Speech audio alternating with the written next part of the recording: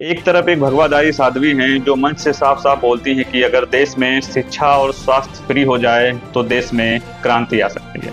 दूसरी तरफ एक और वीडियो है, एक दिल्ली की मंत्री हैं जो एक सार्वजनिक मंच पर बागेश्वर बाबा की आरती उतार रही हैं। अब सवाल ये है कि देश को आगे बढ़ाने का रास्ता शिक्षा और स्वास्थ्य से होकर जाएगा या बाबा और भक्ति के शोर से।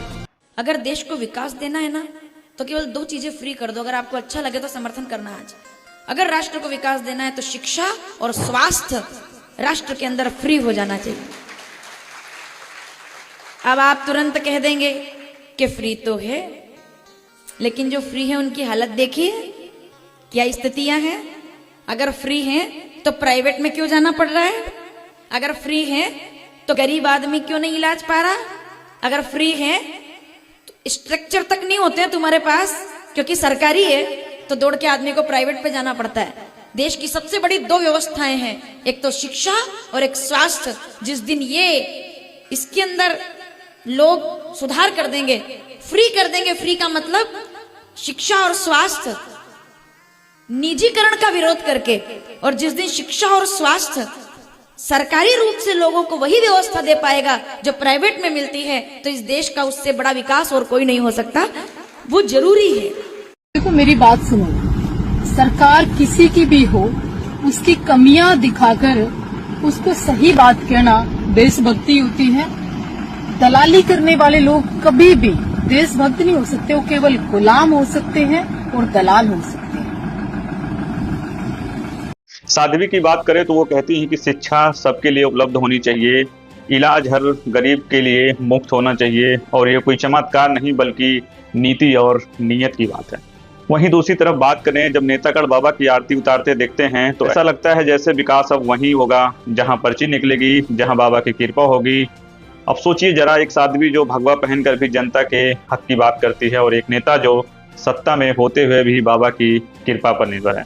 साथियों, क्या यही है आज की राजनीति? देश में करोड़ों लोग हैं जो स्कूल की फीस नहीं दे सकते हैं, सरकारी अस्पतालों के इलाज के लिए घंटों लाइन में खड़े रहते हैं। माँ बाप चाहते हैं कि उनके बच्चे पढ़ लिख कर आगे बढ़ें, पर वो चाह पूरी नहीं हो पा रही है। तो क्या नेताओं का काम इन समस्याओं को हल निकालना नहीं है, या फिर बाबाओं की जय जयकार करना है और सोशल मीडिया पर आरती के वीडियोस पोस्ट करना ही उनका असली काम बन चुका है? अगर यही चलता रहा साथियों, तो जो असली मुद्दे हैं शिक्षा, स्वास्थ्य, रोजगार, किसान और मजदूर सभी पीछे छूट जाएंगे। साथियों, हमें तय करना है कि हमें आरती चाहिए या उत्तरदायित्व, हमें धर्म का दिखावा चाहिए या जमीनी काम।